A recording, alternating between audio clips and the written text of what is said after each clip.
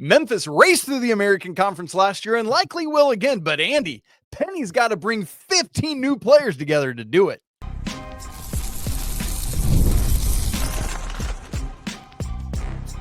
You are Locked On College Basketball, part of the Locked On Podcast Network. Your team every day.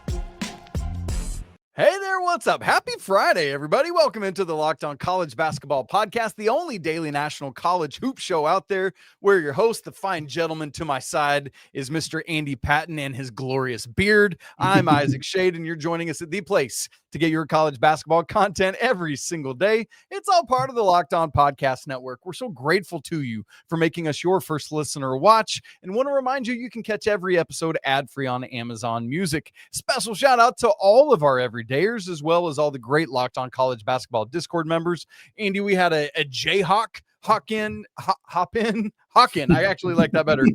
Yesterday, following our Kansas episode earlier in the week. Great stuff, man. The banter in there is heating up because we're just a few weeks away. This episode is brought to you by Mazda. Like all the college basketball players, Mazda sweats every detail because when you make every move count, pulling off the unexpected is only the beginning. Stay tuned later on in the show for highlights in this week's Moving the Game Forward Mazda. Move and be moved. Andy, coming up today, it is our 6th conference preview episode. That means there's only 3 more to do after this. We've already hit the SEC, ACC, Big East, A10, Mountain West, and today is going to be the American Conference. Andy, make sure you call it that, because that's not call it the AAC. Do not. How dare you, sir? Never do that. By the way, for those of you watching on YouTube, we'll link up in the corner. I can't point good, but the playlist that's got all the conference previews still to come, of course, will be the other bigs, 10 and 12, and the West Coast Conference. Andy, we're going to get into all the storylines, our conference preview, preseason award predictions. We'll get into our tiers, all of that great stuff. But we're going to start with some storylines. Andy, I said it in the cold open, but here's where we got to start. Our full expectation: Memphis should, asterisks around should, run through Memphis yet again. But here's the deal. Penny Hardaway and Mike Davis of Indiana Hoosier fame are bringing in 13 new transfers and 2 freshmen. Can they get all that brought together while, oh, by the way, they lose PJ Haggerty and win this thing again? Yeah, I think the talent should win out. Memphis has a more talented roster than the rest of the American Conference. Like, there are some good players in this conference. There are some good teams in this conference, but even the rosters that I think are closest to Memphis also tend to have 5, 6, 7, 8, sometimes newcomers. So there's not a team in this conference that has like 6 or 7 guys returning that I think is really particularly close to Memphis from a talent perspective. So Memphis should be the team that wins this thing. Yeah. They won it by a couple of games last year. They were favored heavily in the preseason poll, which came out just a few hours before we hit the record button. They received 11 of the 13 first place votes, meaning that there was only one other vote because Penny can't vote for himself. So there was only one other vote. Both those votes, by the way, went to South Florida, who I do think is the very obviously next most competitive team in this conference. In fact, Bart Torvik's preseason T rank has South Florida slightly ahead of Memphis. So there is some belief that Memphis isn't necessarily like a foregone conclusion to win this thing, but the talent on this team with transfers like Doug McDaniel and Aaron Bradshaw and multiple others should put this team in a position to win it all. But we've also seen this team struggle at times and struggle in years where they should have been the favorite and they're losing games they shouldn't lose. So it's far from a sure thing, but there's a reason that they're at the top of the preseason rankings everywhere you look. Well, and Andy, part of that conversation is South Florida, who gets those other 2 votes, is bringing in a brand new coach this year, right? Unfortunately, we all remember, I don't remember the date, Andy, but South Florida loses their coach. It feels like it was around this time. That's what I was thinking. Yeah. I'll look it up when you start talking again. But Amir Abdur-Rahim, last year they had their interim in Ben Fletcher, and now Brian Hodgson comes in from Arkansas State, very successful there. But it's like, all right, not only are we bringing in a bunch of new players, now we got to bring in a new coach, and we're projected as the next. And obviously, guys can come in and do that, but that's part of the math of it as well. I don't know what word I'm looking for there. And so, man, it's just going to be really interesting to see. But Andy, all of this, I think, leads us to a big picture conversation about the American Conference. Is this thing, like you said, South Florida, highest ranked at Torvik's preseason 63rd, Memphis 65, North Texas 94. Out of the other 10 are all outside the top 100. Andy, thankfully, it doesn't bottom out. 12 of the 13 teams are top 200 at Torvik. But Andy, this conference just hasn't really been the same since Houston went to the Big 12. And it really feels like maybe the Cougars blinded us a little bit because of how good they are to how not as good the rest of the conferences. They buoyed it for so long. So my question is, do you think the American Conference will ever rebound from losing Houston to get up to the heights that they were when the Cougars were part of this conference? I don't really think so. I think that was a significant blow that now a couple of years later is very apparent. I mean, obviously Houston has just run roughshod through the Big 12 in a way that nobody could have realistically expected. And they also lose Cincinnati and Central Florida, who are good quality teams in that conference as well. And I think the depth at the top of this league just really cratered without those teams. I mean, I think it's easy to attribute it primarily to Houston, but not having those other top tier teams as well has been a significant issue for this league the last couple of years. And as we mentioned, I mean, there's 3 teams in the top 100 at Torvik. 2 of them have new coaches, and the other one being North Florida, who loses Ross Hodge. He's out to go to North Texas. He's out to go to West Virginia. North Florida's in the American. I was like, well, then they're really bottoming out. with apologies to North Florida. They bring in Daniil Robinson, North Texas does, coming over from Cleveland State. But when 2 of your top 3 teams have new coaches and kind of had to replace very successful coaches, obviously for tragic reasons at South Florida, you're still in a situation where you don't know how those teams are going to respond to that. I have some confidence in Robinson and Hodgson and what they're going to bring to those respective teams. But, Florida Atlantic has a relatively new coach and John Jackas as well. And I just think a lot of these teams are in kind of precarious spots where if they hit on their coaching change that they recently made, that could really help this conference. But if none of these coaches pan out and these programs start to kind of bottom out, that's going to be a real problem. And I think the last point is a pretty obvious one. The clear best team in this league in terms of resources, in terms of success, really realistically in most sports, not just basketball, is Memphis. And Memphis has made it abundantly clear that they do not want to be in this conference anymore. They are looking at the Big 12. They were looking at the Pac-12. There have been rumblings about the Big East. I don't know if anybody wants Memphis, and if anybody wants Memphis right now. And I think that is a challenge that the Tigers are dealing with. But they don't want to be in this conference, and they have made that fairly clear. And I think ultimately, if something does happen, then you're looking at a conference that is probably not ahead of the Missouri Valley or Conference USA and may struggle to compete even with a new look Mountain West or a new look WCC and may not be a team that we're talking about or a conference that we're talking about all that often on this show anymore, because I think that the depth has already taken a major hit. And if anything changes with Memphis, that's a significant blow that I don't think this conference could recover from. Andy, no conference membership changes. It's all the same 13 teams. But as we've kind of already joked about, but not specifically talked about, they are no longer the American Athletic Conference, no longer the AAC. It's funny because I remember in the press release about it, it said, to help differentiate between others. So basically, here's how I understand it, Andy. They didn't come out and say this, but we're tired of being accidentally called the ACC. Yep. And so we want to be the American, right? Do you like that? I mean, I know it's apples and oranges. Who cares what it's actually officially named, but do you like the change or no? Yeah, I think it's fine. I think it was a little, I don't want to say confusing, but it was worth exploring potentially changing it. American Conference is kind of doesn't flow off the tongue all that well, but I think it's fine. I think it's fine. That's my thing too. We need a new nickname for it, Andy. That's where I'm struggling. What should we call it? Like the AC, but that's too similar to the AC. Like that creates the same problems. How about I'm not sure what the solution is. The AMARE. There you Like, go. yeah, there's no good nickname, Andy. That's how it's Somebody, written on like Ken Pom and Torvik. It says Amer, but right. there's no dash. Maybe we just add the dash. Somebody's going to have to workshop this thing and come up with something for us.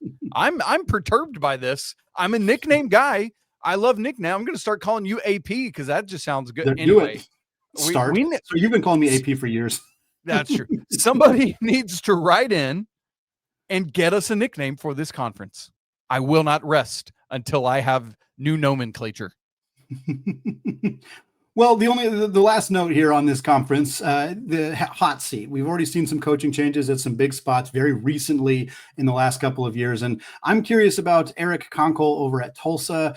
Tulsa went 5-25 in his first year. Last year they were 13-20, so they've been getting a little bit better. They were 16-15 in the middle there, but lost 8 players to the transfer portal last year and brought in what is the second highest ranked transfer portal class in the conference behind Memphis. This is according to Evan Miyakawa's transfer portal rankings. So Tulsa has the second best transfer portal class, but only won 13 games last year. If they don't finish above 500 in the American, I think that Tulsa will be making a coaching change at the end of the year. There weren't any other teams in this conference that I thought had obvious hot seat candidates. Most of the programs that are struggling have relatively new coaches, and I think they're going to let them ride it out for a bit. But Conkle's a guy that I think might not be at Tulsa much longer if they don't get it in gear this year.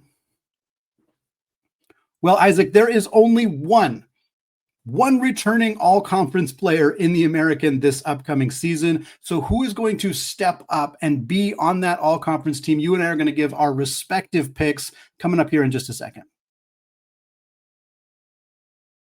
But first, folks, it is almost the weekend, so it's time to look back and crown this week's MVP on Who Delivered, powered by DoorDash. Just like you can win every Saturday with DoorDash Streaks, saving you more money each time you order. This player delivered when it mattered the most. Let's break it down. We're talking Memphis Tigers football. Jamari Hawkins he delivered in a big way this last week. He had 7 catches for 110 yards in Memphis's 45-7 thrashing of Tulsa. Sorry, we're picking on you, Tulsa, in week 6 when the pressure was on. Hawkins came through, no hesitation and no delay. And if you've been watching Memphis week after week, this performance was not a fluke. Hawkins has been excellent all season long. And just like Hawkins delivered for the Tigers, DoorDash delivers your Saturdays. With DoorDash Streaks, you can save every Saturday you order. Stack it up all season, and you can save up to $250, including $100 in DoorDash credits.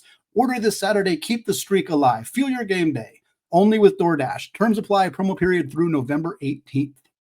This episode is also brought to you by our good friends at FanDuel. Y'all, the NFL season is here, and guess what? FanDuel has an offer that you just don't want to miss. Right now, new customers can bet just $5, and if you win, you're going to get $300 back in bonus bets to use all across the app. That's right. Just pick a bet, put down $5, and if it hits, you're going to unlock $300 in bonus bets to use all across the app. And when you use FanDuel, whether it's parlays or player props, even jumping in on the action live, it makes watching football even more exciting since you got a little something riding on the action. So whether you're a casual fan or you are a nerd like me and you love diving into the stats, FanDuel makes the game day experience so much better. How about South Florida? They and Memphis are both ranked right now in the AP top 25 for football, both vying for that group of 5 bid. Well, the Bulls are going to have to go on the road to Denton to North Texas this weekend, where they're a 1.5-point dog. Can the Bulls stay in the top 25? We'll find out. If you want to get in on that action or anything else, what are you waiting for? Visit FanDuel.com to download the FanDuel app and get started today. Andy, just like you said, the American rolled out their preseason picks just a couple hours before we started recording. It's time for our preseason awards. We'll do our first team all conference. The thing that everyone needs to know, if you're not usually with us, is no more than 1 player per team so we can spread some love. We'll also do preseason player of the year, transfer, freshman, and coach of the year as well. Andy, hit us with your quintet of awesome American players. And I mean, they can be from whatever country. I just mean American Conference players. So I started with Memphis because I figured there's going to be somebody from Memphis. And I think realistically, you could probably pick 2, maybe 3 players from Memphis if we were allowing ourselves to do so. And there was a couple players I was deciding between. Ultimately, I went with Doug McDaniel. Doug McDaniel, a transfer from Kansas State. Obviously, he's previously at Michigan. And a guy that I think really suits Penny Hardaway's system well. We've seen Penny Hardaway's teams really thrive with guards who love the ball in their hands and love to create for themselves. And we saw that with PJ Haggerty last year. And I think Doug McDaniel, he's had his ups and downs. He struggled a little bit more at Kansas State last year. There was a lot of kind of turmoil with that group. I think he's going to be really good with a fresh start for this Tigers team. So give me Doug McDaniel as the rep from Memphis. I'm also going to go with the lone returner who was on the all-conference team last year. That's Rowan Brumbaugh, who has started his career at Georgetown, was at Tulane last year and averaged 15.5 points, 5 boards, shot 36% from three. He's back. I think he's going to put up similar numbers. He's an outstanding big kind of jumbo guard, and I think he's going to be a really good player again now that he's spent a full year in this system as well.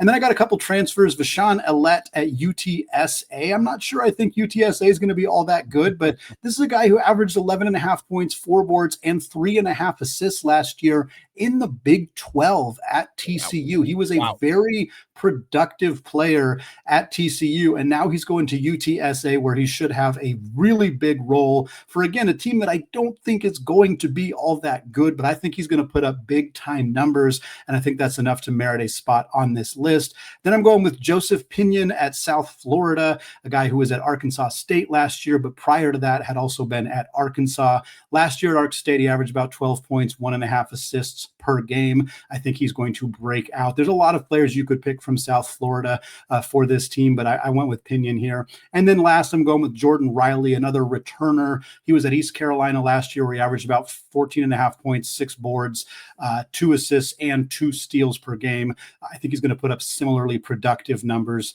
And again, I don't think East Carolina is going to be great, but I think Jordan Riley is going to be good enough to be in this conversation. Andy, so do I, because one of the 2 players we overlapped on was Jordan Riley. The other one that we overlapped on is Brumbaugh at Tulane.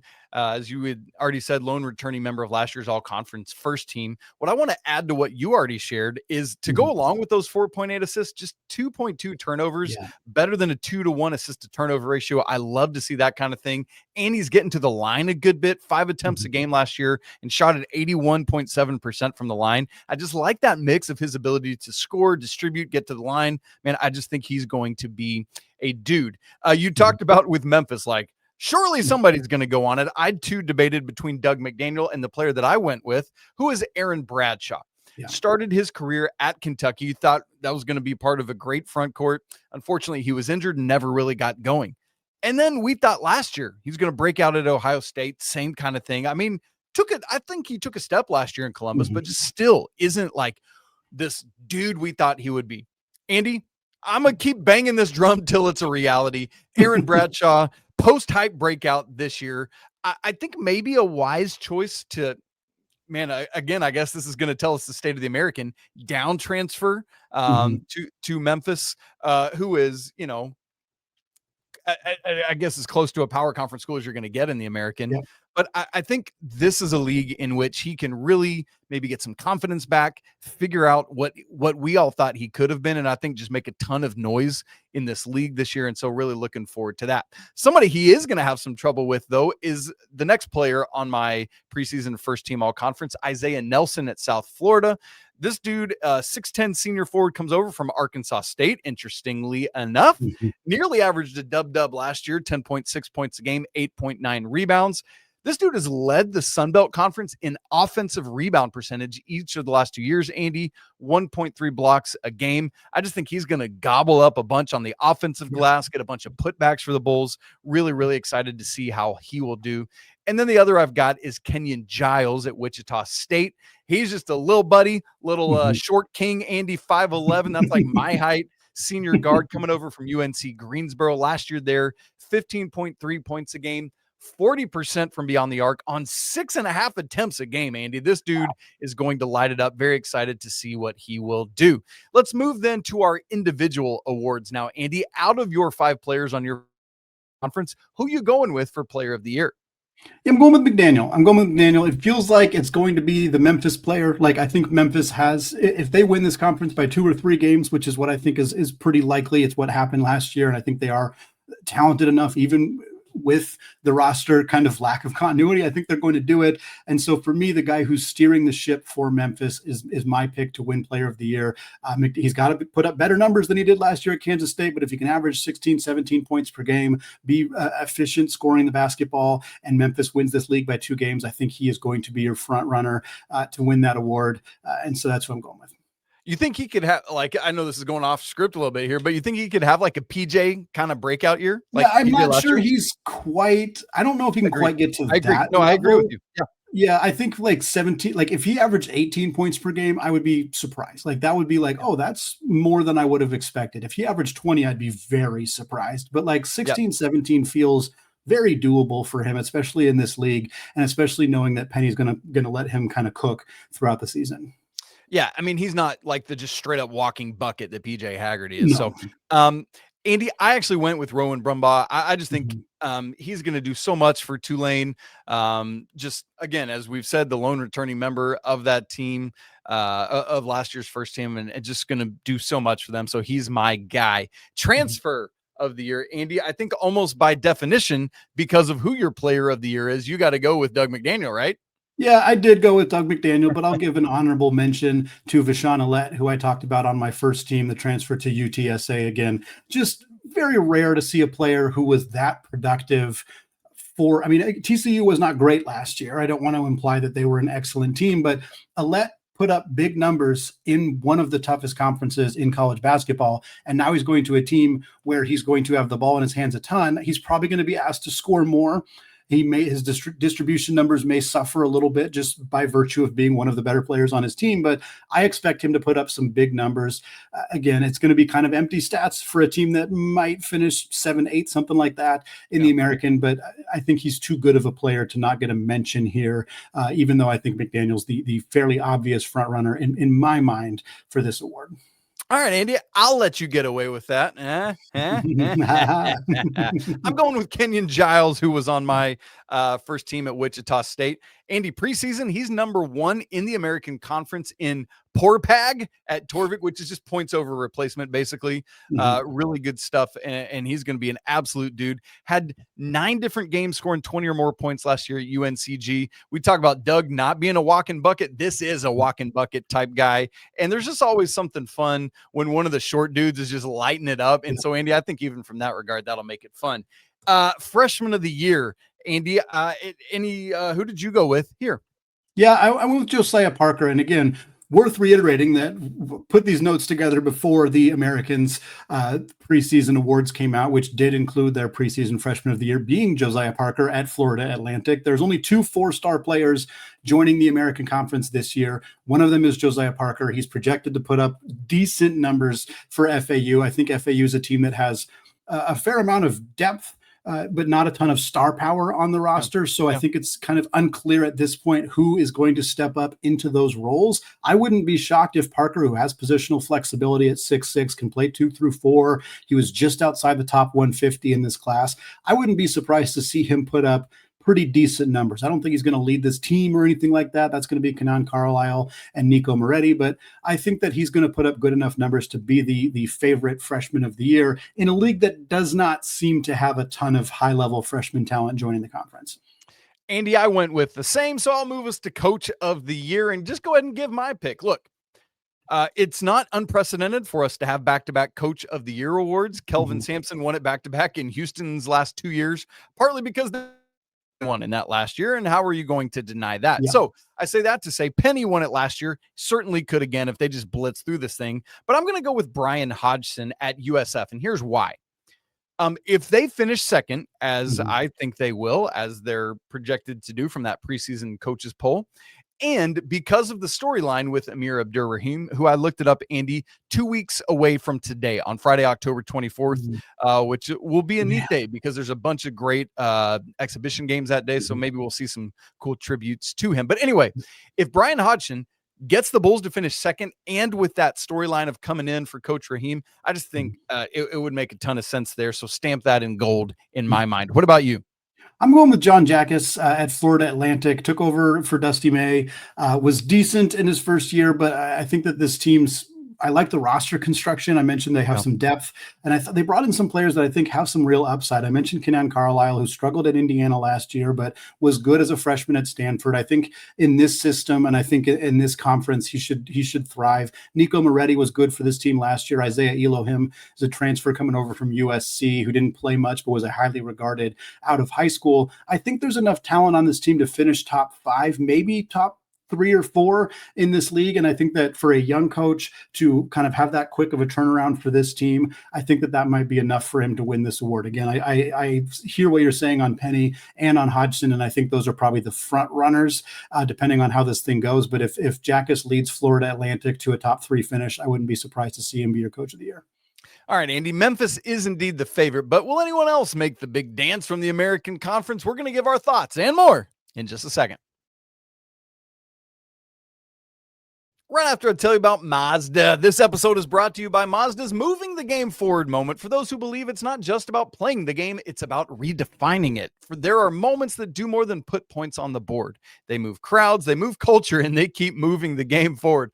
This week, I don't know where else to go than Penn State, heading out west to La La Land, and just, I don't know, they must have stopped and smelled the roses too much at the Rose Bowl, and they just dropped an egg at UCLA, losing 42-37. And it was the sweet redemption for Nico Iamaleava. This dude goes 17 of 24 through the air for 166 yards and 2 touchdowns and almost matched it on the ground, rushing 16 times for 128 yards and 3 more touchdowns. The Bruins trying to move the game forward. What up to you? Shouts to the fighting Mick. Anyway, when you follow what moves you, the unexpected is only the beginning. And just like there's more to every highlight, there's more to a Mazda vehicle. Mazda, move and be moved. All right, Andy, you put together our American Conference tiers. And so why don't you talk us through that, and then I'll tell you why you're wrong. Well, I doubt you're going to disagree with me at the top. I have tier 1 is Memphis. That's it. No tier 2 or no other teams in tier 1. Memphis is the clear and obvious front runner for this year. They have been the best team in this conference since Houston left, and I think that they deserve to have their own spot. Tier 2, I did put 2 teams here just because I thought having two tiers that only had one team just felt a little bit wonky. So I put South Florida as well as Tulane, the Fightin' Rowan Brumbaugh. I think Tulane's going to be quality this year, and I think they're the favorite to finish 3rd, although I do think that Memphis and South Florida kind of are a little bit on a kind of a pedestal slightly above everybody else. Agreed. Tier 3, a bunch of teams mixed together that I think could all conceivably fight for those top 5 spots. That would be North Texas. UAB losing Yaxel Lendeberg, very, very tough for them, obviously, but a team that was quite good last year, went to the Elite 8, or I think the Final 4 of the NIT, and is a good quality program. And then Wichita State and Florida Atlantic. Like I said, I'm a little higher on FAU than others, so I got them sneaking into tier 3. Tier 4 for me is where you have Temple, the Owls, as well as Tulsa, Rice, and then UTSA. Again, I mentioned them as a team I'm not super confident about, but I think that they might be a little bit higher than the very bottom of this league, so I got them at the base of tier 4. And then tier 5 for me is the separators, East Carolina and Charlotte. Charlotte feels like they're the only team that I think is outside the top 200 at Torvik right now, and they're kind of right on that line, but I'm not super confident in this 49ers team. I almost put them in their own separate category, but frankly, East Carolina doesn't project to be a whole lot better, so they get to sit together at the very bottom of these tiers here heading into the conference season. No, Andy, you're right. Charlotte, we could have easily put in their own thing. By the way, NIT, North Texas was a Final 4, and UAB made the Elite 8. Yeah, right. They both lost to UC Irvine. I did remember that, though. Anteaters? Is that UC Irvine? Yep. Yeah, let's go. I love a good nickname challenge. We should do that sometime. Also, I guess we didn't even think about that, but you just said it. If Yaxel Lendeborg had stayed in this league, we would be having wildly different conversations Very the different. entire show, right? Crazy to think about that kind of thing. And I forget what coach said it, but talked about how for the second year in a row, the American was the most ravaged conference out there by the transfer portal. So really interesting how that has had an effect on all the conversations we've had today.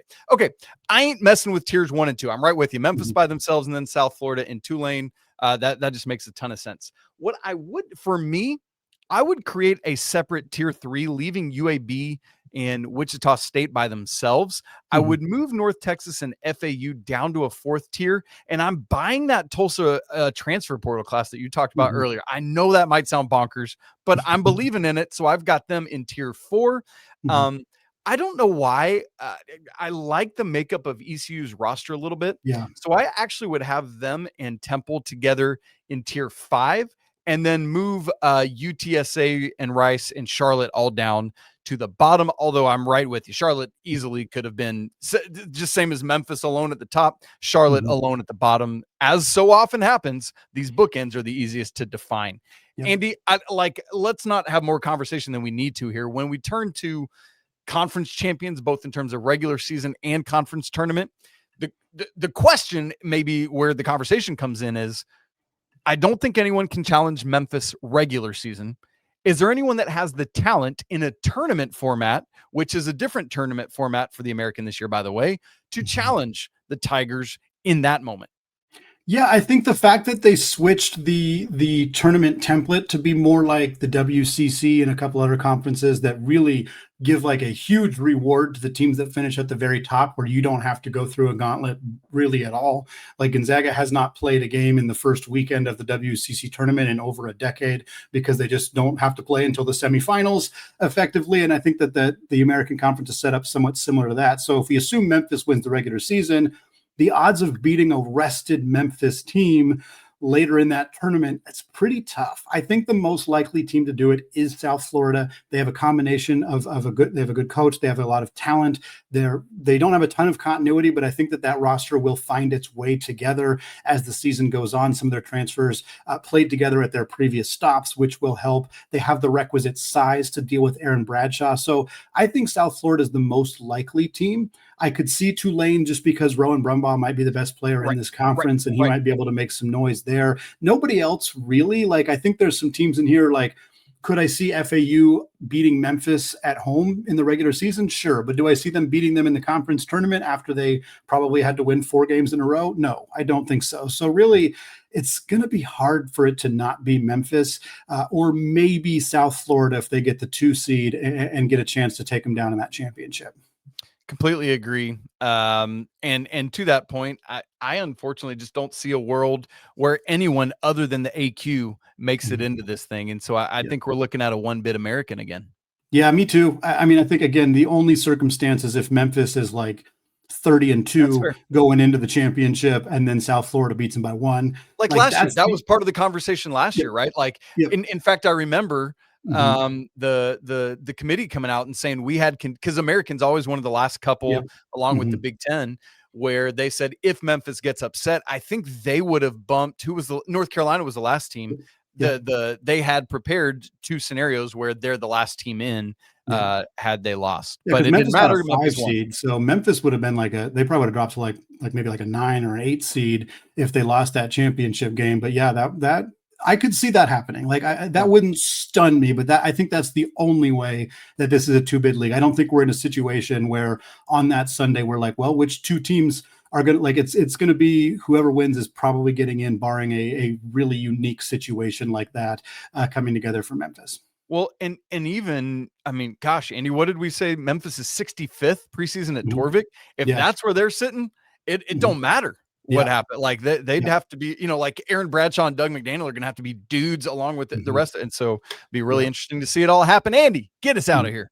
Yeah, these are always fun. Love doing these conference previews, folks. Like we said, we have 3 more of these. The 2 bigs, Big 10, Big 12, as well as WCC before we get into the season. But folks, that is going to wrap it up for us today and for this week. Next week, we'll have some more team previews for you. Also, Isaac, we're going to have some actual exhibition basketball coming your way very soon. Baylor Grand Canyon is today. On Friday is the first exhibition game. There's going to be some other really fun ones coming our way very soon. Excited to have some actual basketball games to talk about in the not too distant future. Folks, thank you again for making the show your first listen or your first watch of the day. As always, we want to say apologies to the Lawyer family. Cheers to the Mick Bruins. Let's go Wild Popes. Have a fantastic weekend. And until Monday, peace out.